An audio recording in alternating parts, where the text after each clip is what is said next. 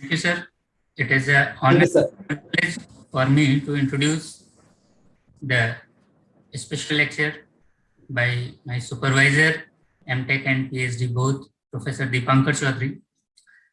Professor Chaudhary is Professor Tarun Khan, Chair Professor and Head of Civil Engineering Department at IIT Bombay and Adjunct Professor of Academy of Scientific and Innovative Research of CSIR laboratories connected to CSIR CBRI Roorkee of India. Professor Chaudhary has pursued B from Jadavpur University, ME and PhD from ISC Bangalore.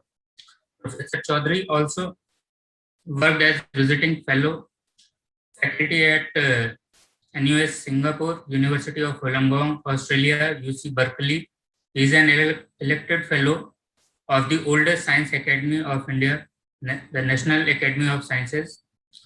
He is an associate editor of ASC International Journal of Geomechanics, Indian Geotechnical Journal, Journal of Civil Engineering of Institution of Engineers India, Springer INAE Letters Springer. He serves as editorial board member of Soils and Foundation elsewhere, Canadian Geotechnical Journal, Geotechnical and Geological Engineering, Springer, Geomechanics and Engineering, Technopress. Professor Chaudhary's major research area are civil, geotechnical earthquake engineering, computational geomechanics, foundation engineering, soil dynamics. Professor Chaudhary authored over 250 technical publications, including about 140 peer-reviewed journal papers, which are highly cited all over the world. He is the current secretary of Technical Committee TC207, Soil Structure Interaction and Retaining Walls of International Society of Soil Mechanics and Geotechnical Engineering, and former secretary of TC212, D Foundation of ISSMG, in addition to present and former member of TC203 and editorial board member of ISSMG Bulletin. So with this brief introduction, I would like to request Professor Chaudhary to give a lecture on the topic. Yeah, please, Professor Chaudhary. So, namaskar, everybody. So, thank you, Dr. R.P. Singh and Dr. G.V. Ramana for chairing this session. And I am more delighted to see that one of my former PhD research scholar is chairing this session. I'm very happy. Thanks for your kind words in introducing, and also thanks to all the organizers for having me over here for this lecture of SOAP for 7 ICRAG conference. So today I'm going to talk about a topic I have chosen, which is, I will say, not regular topics which I typically discuss on foundations. This is also related to foundation, but not only due to the earthquake, though the conference is mainly on earthquake, but I have chosen a topic of recent relevance on which several projects in India are going on, and I'm sure at various places in the world as well. And we were fortunate to be participating in some of the real-time project on this. So controlled ground-borne vibrations for design of substructural systems, which includes the foundations, as I mentioned, the theory and practice. This is the topic I have chosen for today's lecture. And for this work, my co-author is my another former PhD scholar, Dr. Milind Patil, who is currently a senior geotechnical engineer in AFRI India Private Limited. And other researchers who are involved or who were involved on this topic in our Geotechnical Earthquake Engineering Laboratory of IIT Bombay are shown over here. Dr. Milind Patil, as I already mentioned, he is a co-author of this paper for the conference. And Dr. Jaikumar Shukla, he also participated in one of the project.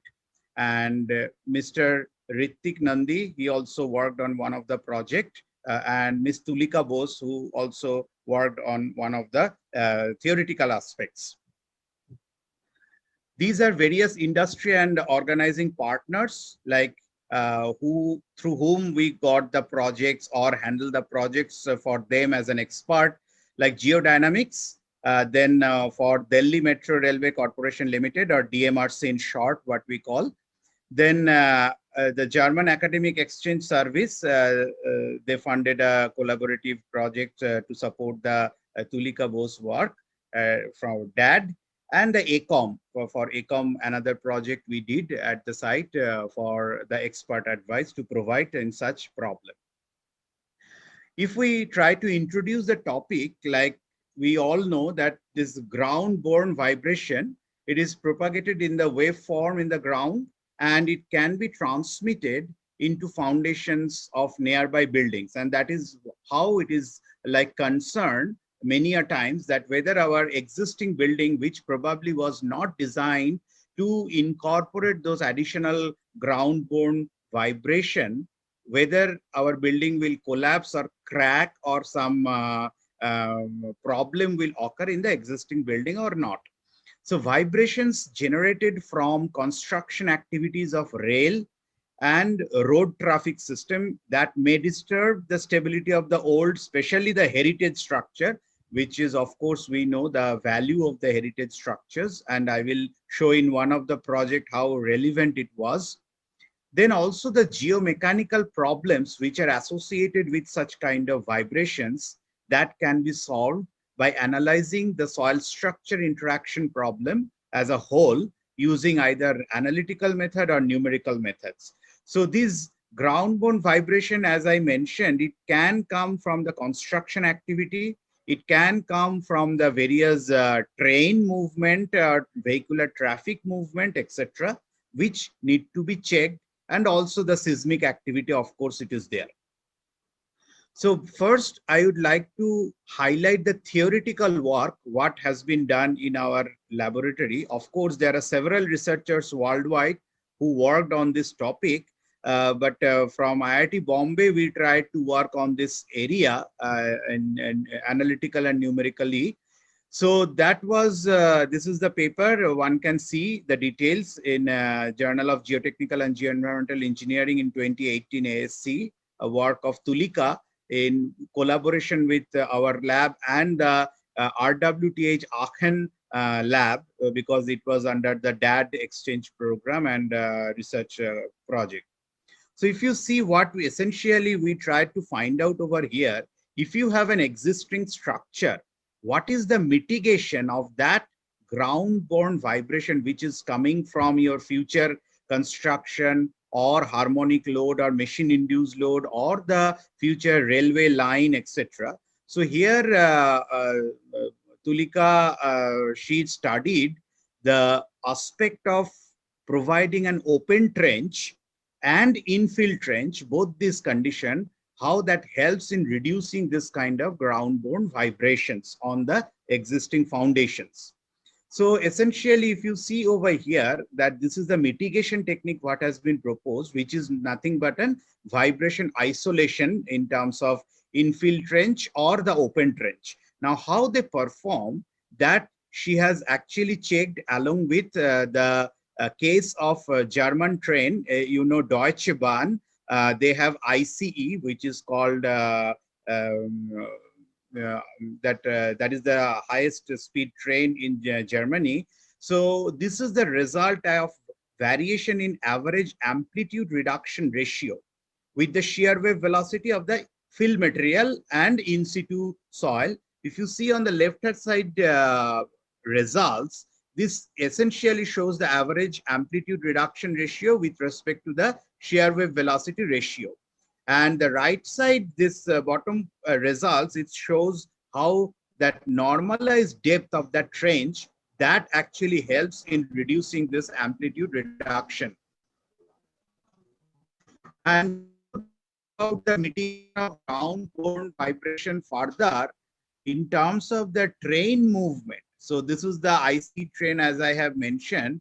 So essentially, she took the velocity of the train like 80 km per hour, 180 km per hour, and 250 km per hour. So this 250 km per hour is a typical kind of, I will say, on a highest band of speed which this IC runs in Germany. So this, how it creates the particle movement, or what we call peak particle velocity, that has been obtained. If you see that, it is obviously known that if you go away from the face of the foundation and if you go away from the face of the train, or where the vibration gets created, obviously that peak particle velocity gets reduced. So this is what you can see, the reduction in the PPV, or peak particle velocity, with different velocity of the train of IC, what she has studied in her work. And this in absence of trench. First of all, this is in absence of trench, when no remediation has been considered, and this is based on different speed of the train are shown over here. This slide, it shows essentially how in frequency values changes in comparison with trench and without trench. That means with no isolation technique and with isolation technique for three different train speed. One is 180 km/h, and this is 250 km/h. This is how you can say, obviously there is a significant reduction in the PPV value when one use such isolation technique like trench. So after this theoretical knowledge, we executed two real life project, important project of national importance. The first project of case study I want to highlight over here, our duty or our advice, expert advice was asked, that was for the archaeological impact assessment study due to the vibration and for heritage structures of New Delhi region for the proposed Delhi Metro, in short we call DMRC extension line. This is the line 4, the new line which is coming up. As we know, till now Delhi Metro has 3 lines, line 1, 2 and 3 phases essentially, not 3 lines, 3 phases. And now the 4th phase is coming. So, involved geotechnical consultant was Geodynamics, and for expert advice IIT Bombay was contacted, and we contributed for this work. Those who are aware about, for my international colleague or participants who are present, if any, that Delhi Metro is the largest and busiest metro at present in India, and in world it is 8th longest metro system as of now, and 16th largest by the number of riders or commuters. The network consists of 8 colored coded regular lines, 8 lines running for 377 kilometers and serving 274 stations. And the system has a mix of underground portion, at grade portion, and at elevated stations also. So essentially the new phase, which is proposed phase 4, this is the route. So this is the map of India. This is Delhi, and I'm expanding over here. You can see this is the Google map. This red color alignment was the old alignment.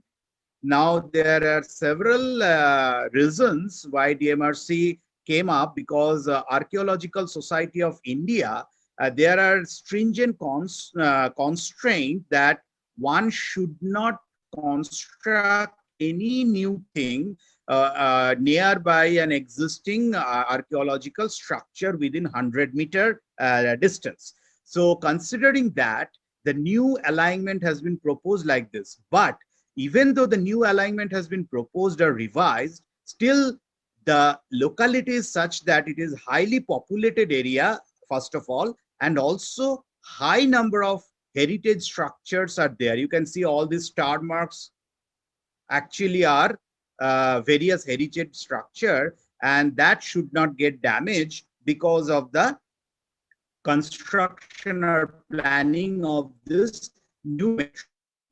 So this is, as I said, phase 4 of proposed metro line of DMRC, and these are various heritage structure you can see with this pink color hashed portions at various locations, and this is the line segment. This is the proposed line. And in this line, what was proposed, or what is proposed essentially, This will be underground metro, and this portion where there is a blue color line, you can see this is the station portion called Mehrauli. So Mehrauli station is the station portion where the station will be 15 meters below the ground. So that is what is proposed. So our work or our duty or our assignment was to provide an expert advice that whether because of the construction of this new metro line, whether there will be any sort of damage on these various heritage structure due to this ground-borne vibration. But remember, this ground-borne vibration is, there can be several causes of that when we are considering a metro line like this. So as I mentioned, that phase 4 of Delhi Metro, it consists of 103 kilometer length, and the present site is Mehrauli subway station that has been proposed, that is connecting the Tughlakabad and the Delhi Aerocity, these two places. Then Mehrauli station is to be constructed with cut and covered tunnel of 270 meter versus 17 meter and connected to two twin tunnel system of 6.35 meter diameter. The new alignment of proposed metro is passing by few heritage sites, as I already mentioned. So impact assessment of these heritage sites has been carried out for possible construction activities. That is, what are the things which can create ground-borne vibration? As I was mentioning, it is not only one source. It can be due to the excavation, it can be due to the tunneling, or it can be due to the drilling or blasting activities in addition to the movement of the train. So these are the structures, heritage structures. 7 heritage structures has been identified in the close vicinity. You can see Bhul Bhulaiya, Gandhak Ki Baoli, Rajan Ki Baoli, Tomb of Balban, Jamali Kamali Tomb, Azam Khan's tomb, and the most historical monumental structure, that is Qutub Minar, which all of our international guests also know about it. So these were built in during this time. You can see very old structures. Their latitude, longitude, all are given over here. And this is what is important for us, that is how much is the distance of these structures, heritage structure, from that proposed metro alignment line. So you can see this Gandhak Ki Baoli is the closest one, 41 meter. And the next one is Rajan Ki Baoli, 78 meter. And Qutub Minar is about 300 meter away from that line.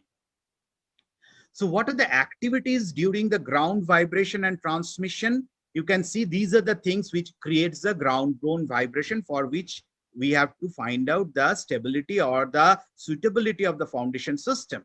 So foundation piling, drilling and blasting, chiseling and excavation, then tunnel through tunnel boring machine, and other construction works. And what are the factors which influence the damage to the structure, like duration of vibration, state of stress, energy per blow or per cycle, distance between the source and the receiver, and the characteristics of the structure, and soil profile, of course. So what is the geotechnical condition at the site? Actually, if you see, the site location falls near the Indo-Gangetic plain alluvial deposit that are composed of gravelly, sandy, silty, and clay, to some extent a field material, and then come fissured rock or weathered rock. Actually remains in the some organic matters are also present. The tunnel depth is about 15 meters from the ground surface, and tunnel is passing through highly weathered rock layer, as I said, the VS value ranging between 400 to 600 meters per second. If you see, these are the structures, these pictures taken by me and Dr. Jay Shukla when we went for the site visit to identify what are the existing damages in the building, so that later on people should not point out that, okay, because of the metro rail, these damages have happened. So what is the existing damage, existing condition of these heritage structures, all has been taken, and that has been actually, this report finally the DMRC submitted to Archaeological Society of India also, so that they can also go through this and approve the planning. This is Azam Khan's tomb, Jamali Kamali. This is, of course, the Qutub Minar, which is little far away, as I said, 300 meters. So this picture I have taken from a rock crop at this location where I was standing and taking this picture. And So soil deposit in this site, you can see typically about 5 to 12 meters. So that is the typical overburdened soil followed by that weak rock. An effect of ground-borne vibration due to the construction activity on heritage structure has been assessed, and we have used the three-dimensional finite element analysis in Plaxis 3D to find out what happens to that Mehrauli station location first due to this excavation-induced settlement. So this is that Mehrauli station location, and this is the entire metro, underground metro alignment in the Delhi Metro Phase 4. This is as per the Codal provision. First, we checked all the Codal provision. And if you remember, it is not only that for such important project, we have to stick to our Indian code. Indian code, of course, has to be checked. But in addition to that, what we did, we have verified the various other international well-renowned codes which are actually used for international projects as well, so that it increases the confidence level. So the vibration, as I said, in terms of peak particle velocity, what we always measure. So you can see this is as per the BS code. You can see that the distance from the source of the excitation, what I mentioned, these are the structures where they are located actually. So you can see that this actually the PPV value is quite low or close to nil. This is another activity, that is piles drilled through the dense granular or sandy stratum or weathered rock. You can see the same structures. The nearest structures, of course, we have taken, as I said, which is like 41 meters, 78 meter, and so on. You can see here also the limit of PPV is very low as per that BS code. We have also used the DIN code, the German code. The German code actually they use for the IC and related impact design. So for heritage structure, if you see the maximum allowed PPV is 2 millimeter per second, whereas in our case, we found from this codal provision, it is coming close to just 0.1 millimeter per second. So which is very low. And these are the various distance, and it depends on the frequency. Remember, as you know, this ground-borne vibration, that at what frequency your source or input actually working, whether 10 hertz, 20 hertz, 30 hertz, these are the typical values which we mentioned over here. Next one, we have to check when the tunneling is working or tunnel work is going on. Due to that tunnel work, what is that induced vibration as per the BS code? And you can see here the PPV value is a bit higher. It is not that low as what we have seen the excavation time. So this is the tunneling work, and Gandhak Ki Baoli, then Rajan Ki Baoli. These are the two nearest closest to the proposed line, as I have already mentioned. You can see there is a kind of significant amount, about 1.5 millimeter per second of PPV value. So these are the values you can see for all the 7 heritage structures we have found out.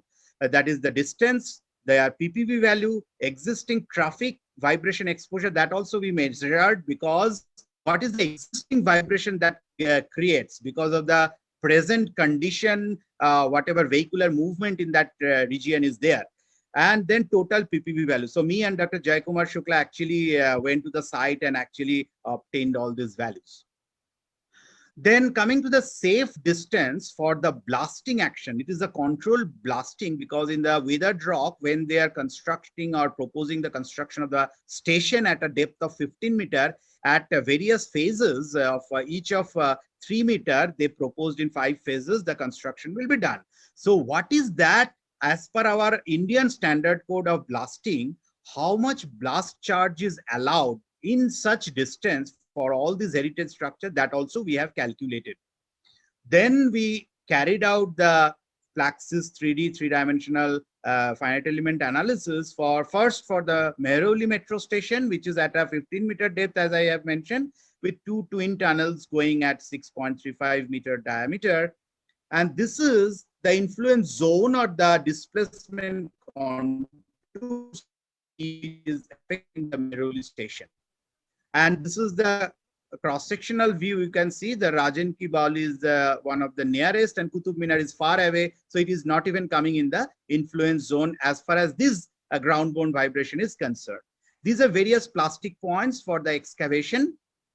This is, as I said, phase-wise excavation was proposed in 5 phases for the Mehrauli station, and how much it affects the total displacement on all these existing heritage structure that actually we have computed. Then also two-dimensional analysis has been carried out in terms of tunnel work, like when tunnel boring machine is moving in the entire stretch of the metro tunnel, how much disturbance or ground-borne vibration it is creating, that also we checked. You can see this is the influence zone, and these are the locations of the nearest structures, heritage structures, for various conditions of whether single tunnel first constructed, left side or right side. So all the options we have given, that is which becomes the critical one, and 2 tunnels, etc. So you can see this is tunnel induced surface subsidence, which is shown over here in this top picture. You can see, and due to the construction of twin tunnel, and this is what effective principal stress, how it changes. The third thing we have to check, remember, not only all these vibrations due to the ground-borne vibration, but also due to the seismic effect, because let us not forget the zone, Delhi is in seismic zone 4, as we all know, as per Indian code, seismic zonation code. So we have to check whether under that zone 4 also this activity of underground tunneling and its effect on the what is called nearby heritage structures, how much it is there or not. So finally, these are the actually the degree of damage you can see, and the corresponding details with limiting strain. And this is what we have finally recommended to them, that what they should do, like parameters to be monitored construction phase, and at the phases made the nearby location structure, it has to be monitored, and the frequency has to be also maintained as we have proposed over here. So as I said, typically 40 meter to 100 meter, those heritage structures, we found that their threshold limit of PPV is less than the proposed value of 2 millimeter per second, so which is safe. And that's why we have suggested with those recommendations, they can go ahead with this construction. Now, I will, because of lack of time, I will quickly go to the second project which we executed recently. This is in Mumbai. So this is in Mumbai. You can see here, actually, as you all know, the bullet train is now, the project is going on in full phase. Actually, I'm happy that Dr. R.P. Singh is here as a chairman for this session. He is deeply involved in this project of bullet train, Mumbai Ahmedabad bullet train. So we got this project through AECOM, that we have been asked to provide expert. There is a data center building which is in Ghansoli, Navi Mumbai area in Maharashtra, and which is very close to this bullet train site. And they are very worried about, because data center, as you know, several systems, computers, everything will be there. So building dimension is about 46 meter height, and plan dimension 85 and 45 meter. You can see that 25 meter is the distance of this building of data center from the proposed bullet train segmental line. So we have been asked to check whether it creates the damage to the data center building and foundation system and overall entire structure. So here also we have checked all the conditions like bullet train operations, and also construction, the tunnel boring machine operations also, how much it affects, as well as the seismic operations. So here again, we have checked the design code provisions first, and then we have executed the numerical analysis also for this project. That is how much magnitude of that ground vibrations is coming in terms of PPV. So here again, the first we checked with the codal provisions, as I said, not only the Indian code, but also all important international code. Like first DIN code, you can see the reference value of equivalence PPV for various constructions is mentioned over here. Like this is for 30 mm per second for this well-reinforced buildings, etc. And where buildings not corresponding to up to this above this thing. So for security purpose and data center building, I will say restrictions, etc., they try to go for actually the lower value. This is as per Dean. Again, I mentioned it is highly dependent on the frequency of your dynamic loading. So at what frequency ranges all these values of actually these changes, the PPV value, you can see that buildings used for commercial purpose, industrial building, and all those details are given in this code. This is the Swiss code. Switzerland, actually, they use this code for such bullet train construction and associated ground. You can see AMS is essentially, AMS stands for machine, traffic, and constructional equipment related thing, and S related to the blasting. So here also they have given a range of the frequency, and for that corresponding what are the limiting value of that peak particle velocity for various conditions of building. Australian standard, the Australian standard also you can see that, like they say historical building, it is 2 millimeter per second, which essentially our IS code also mentions. So essentially this we have used as I have shown in the Delhi Metro project. So this Australian standard also gives, depending on the rise of the building and condition of the building and utility of the building, what is the value of the PPV. And here the subsurface soil profiling was given to us, the SPT values at 10 borehole locations. These are the typical layers, like initial about half a meter about fill material, then half to about 2.5 meters is withered rock, and then good quality basalt rock is available. As somebody is aware about the Mumbai region ground profiling, they will be knowing this. So now TBM related induced vibration, how much it affects in terms of PPV.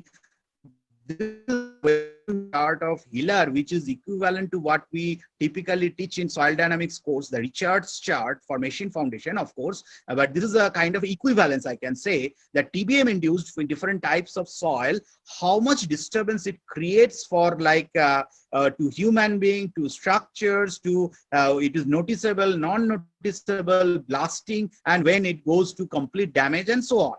Now, this also we have checked whether it is satisfying that criteria or not.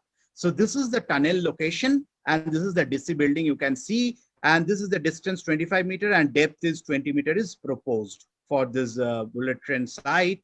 And this is what mechanized tunnel boring, this is in first method we have adopted, and accordingly you can see the PPV value coming about close to 2 millimeter per second, which is still within the limit actually. This is another method, Hiller and Krebs method. We have used actually the source of construction induced vibration, essentially how it affects the foundation system, and how the shear wave velocity of the soil and the frequency is important, and the damping factor of the soil is important. That has been shown. These are various values of PPV depending on the distance from the tunnel site or tunnel face. You can see the third one.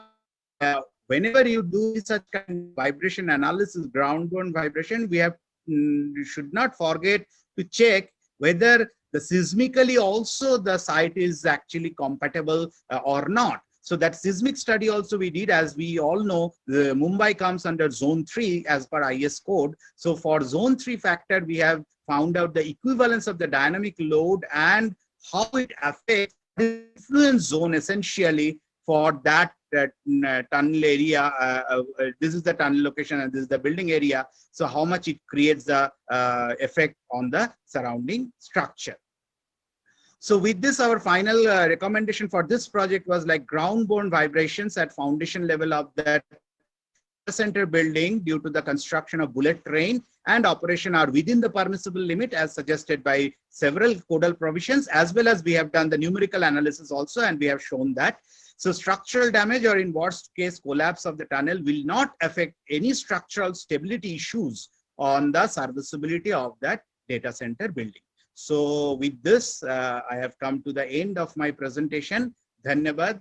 Thank you all for coming to my lecture. Namaskar. If there are any queries, I would like to answer. Thank you so much.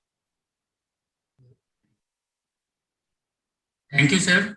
And there is one question from Mrs. Mehbooba Ahmed. Dear sir, what is about the boundary condition used in lateral and bottom boundary in different numerical model, that is Plexus 2D and 3D model? Yeah, I think what she's asking essentially the boundary condition depending on like what structure you are modeling first of all, and what is the domain and distance you are considering. So typically we consider, as we know, the bottom generally consider we as a fixed, and the surrounding side we consider as a roller. So that is the typical boundary conditions taken in the Plexus model. But remember, we always should take a distance such that first of all, that distance should be beyond your influence zone, much beyond actually. We generally take 3B to 5B times. And depending on structure again, that sensitivity study or the analysis has to be done, how much distance you are keeping for boundary. And another thing you have to see, when you are doing any dynamic analysis, what is the meshing size and corresponding boundary distance, so that you don't miss out what is called crest and trough portion each cycle of a load, equivalence load of dynamic load from that meshing consideration. Yeah. So next question, it is not a question, it is just a statement. I think it is from Harsha. It is good to hear yet another interesting lecture from you. In general, during TBM excavation, the ground vibrations are directly related to penetration rate of the TBM machine and tunnel face stability. Yeah. So thank you for your comment. And yes, I agree. Yes, all this criteria has been taken. Yeah.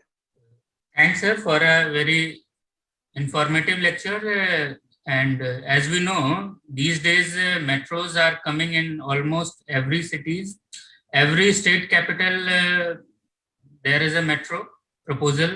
And at present, more than 50 PSUs of railways are there. And in each PSU, there is some metro related, underground related work. So this study will be very helpful in all the metro projects, railway projects, to assess whether the existing structures are safe, or what will be the effect of the tunneling activities on the stability and the safety of the building, and the vice versa, whether the tunnel will be safe due to the existence of the high-rise building. As we know, in Mumbai, there are many high-rise building in the alignment of the bullet train, and as well as in the alignment of Metro Package 3. So this study will give the confidence to the client about the safety of the structures as well as the safety of the high-speed or metro rail projects. So thank you very much, sir, for this informative lecture. Thank you. Thank you, sir. Ramana, sir, you want to say something?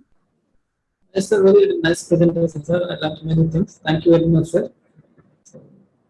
And sir, only one small information I need, sir. So, what are the nowadays best instruments to measure the peak particle velocity, sir? Yeah, so essentially we find the equivalence, as you know, from the what is called field monitored vibration level. We find out the equivalence of that in terms of the loading. See, essentially you have to equivalence of load also you have to see. When you are talking the peak particle velocity, I will not say it is a direct measurement. It is an indirect measurement.